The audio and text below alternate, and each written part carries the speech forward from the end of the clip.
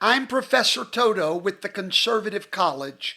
I want to teach you today about the law of the land, especially the misconception that many Americans have that federal law supersedes state law. I'm sure you've heard of the law that Texas has recently passed to save unborn children from murderous parents. Texas passed this law, and it has really stirred up the ire of all the liberal left. And the reason it's done this is because they know, the liberals know, that there is very little that they're going to be able to do here. The handwriting is on the wall for liberalism, and it's coming from the great state of Texas. We also know that the state of Florida has stood in defiance against the federal government. South Dakota has done the same, as well as my home state of Mississippi. Many of these states have taken a stand against federalism. But most Americans believe that the Supreme Court is the sovereign ruler of America. This is normally the response you get from liberals, is when they believe that ultimate authority over all other branches of government, including over the states, rest with the Supreme Court. Our founders never intended for the judicial branch to be any more powerful than the legislative branch. And indeed, Texas has exercised its legislative authority. But most Americans, many of you watching me, don't understand that beautiful balance between these branches of our government. The Supreme Court is not over the legislatures of the state. Now, here's the question. When does federal law supersede state law? When federal law is in compliance with the United States Constitution, the law of the land. But if the federal government, if the Supreme Court rules and the state deems that that ruling is against the Constitution, then, in fact, the state legislature has the power, according to federalism, which is our form of government, to raise their hand up and say, thank you for the ruling, but we will not comply. That is basically what Texas has done. So the question that we have to deal with is, does Roe v. Wade, which is the abortion murder law, does this Roe v. Wade supersede Texas law? Does it supersede state law? The only way that Roe v. Wade will override state law is if, in fact, it lines up consistently with the Constitution. But the problem with that is even pro-abortion, those that love abortion, legal scholars, they are aware and they have admitted that Roe lacks any legal merit. Shortly after Roe was decided, progressive legal scholar John Ely, he's not a conservative, he's not a right wing, he's not a Republican, he's a progressive legal scholar. He condemned the decision by the Supreme Court, and here's what he said. Because it is bad constitutional law, or rather, because it is not constitutional law and gives almost no sense of an obligation to try to be. These scholars know, and so does the legislature in Texas, that the Roe v. Wade ruling has no constitutional merit. And the only time that federal law supersedes state law is when it's in compliance clearly with the United States Constitution. Let me explain. The Constitution granted limited powers to the federal government. Mainly from Article 1 and Section 8, it gives the federal government power over commerce and defense. That was the original reason for the creation of the federal government. According to Article 1, Section 8, was to regulate commerce between these 50 nations or 50 nation states or 50 states. That was the power given to the federal government by Article 1, Section 8. Now, the 10th Amendment of the Constitution says that the powers not specifically delegated to the United States by the Constitution, nor prohibited by it to the states, are reserved to the states respectively or to the people. Let me break that down for you in common language. The Constitution specifically gives certain powers to the federal government. And those that have not been given specifically to the federal government are reserved by the state. And this is what you have seen Texas do in the last few days. Take the power that has been reserved for them to take, because it is their belief that Roe v. Wade is not a constitutional law.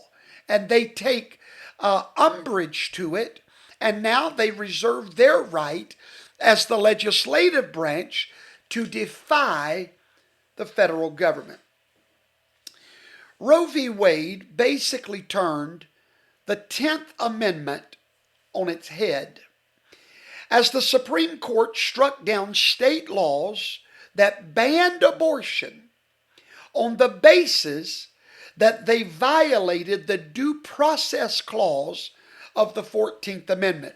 So there were many states that were against abortion.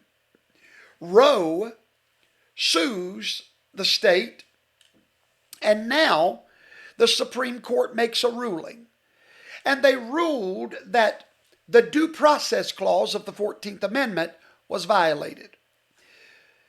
The Supreme Court had no other place in the Constitution, no matter where they dug, to find a constitutional right for murder of the unborn. So they dig through this mystery area and they say, well, it violates the due process clause. The due process clause was intended to refer to procedural due process, meaning proper judicial procedure must be followed before infringing on an individual's rights. In other words, due process was never intended for the state legislatures, because indeed the state legislatures give plenty of due process in the creating of their laws. But they said that the legislature of the state did not give due process to their law that they created. But what they don't understand, due process was strictly for the judicial branch, not the legislative branch. Yet the court ruled in Roe that the 14th Amendment guarantees a woman's right to privacy. Wow, I sure wish they believed that about the vaccines, don't you? Now, remember, Roe v. Wade was won on the right to privacy. However, you're told you don't have that right to privacy anymore because of the vaccine. You have to tell if you've had it. And the states could not regulate abortion, according to this ruling, until after the first trimester of pregnancy. The plain fact is that the Constitution provides no right to abortion, And no Supreme Court assertion will change that. We have a situation here where the Supreme Court has usurped an authority over the states that it does not have. Why? Because the Constitution does not have something written in it that says a woman has a right to an abortion. No, they had to create that and try to insert it. But just because they inserted it does not make it the constitutional law that they claim that it is. So Texas now has a right, according to a federalist form of government, to tell the Supreme Court, we don't believe your assertion is law. And therefore, we reserve the right to make the law for our own state. Texas is a sovereign state. It did not give up that sovereignty. Congressional law and Supreme Court rulings are only supreme insofar as they are in pursuance of the Constitution. That is known as the Supremacy Clause. According to the Supremacy Clause, there is no supreme. You don't have a Supreme Court if that court has ruled outside of their supremacy, which is in agreement with the Constitution. So if a Supreme Court ruling is in contradiction to the Constitution, then states are obligated by the Constitution to ignore and obstruct that ruling. That is known as the process of nullification or interposition. You need to study those words. A state can nullify a Supreme Court ruling that the legislative branch deems to be unconstitutional. To do otherwise would be to substitute the rulings of the court for the Constitution. I want you to hear that. If you don't fight for your state right, now we're replacing the law of the land as a ruling from the Supreme Court rather than the plain dictates of the Constitution.